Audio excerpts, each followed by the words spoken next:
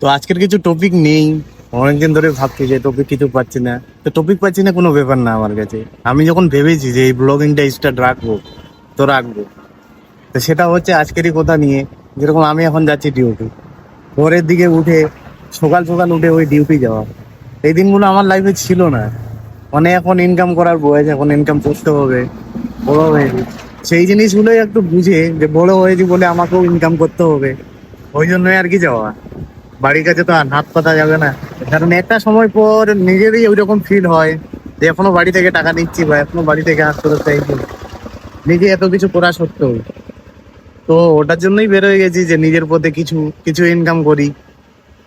আর ছোট্ট ছোট্ট ইনকামই বাড়িতে কিছু দিতে পারলো সেটাও খুশি আর কি। তো সেটাই চেষ্টা করছি। তো তোমরা আমার পাশে থাকো, আমি যদি কোনো টপিক না পাই, আজকেই হচ্ছে এটা এটা টপিক আমার। তো এভাবে হচ্ছে সাপোর্ট করো, আমি বন্ধ করব না। আমার কথা হচ্ছে আমি বন্ধ করব না, আমি চালিয়ে যেতে থাকবো, তোমরা শুধু সাপোর্ট করতে থাকো। তো চলো টাটা আর গুড মর্নিং।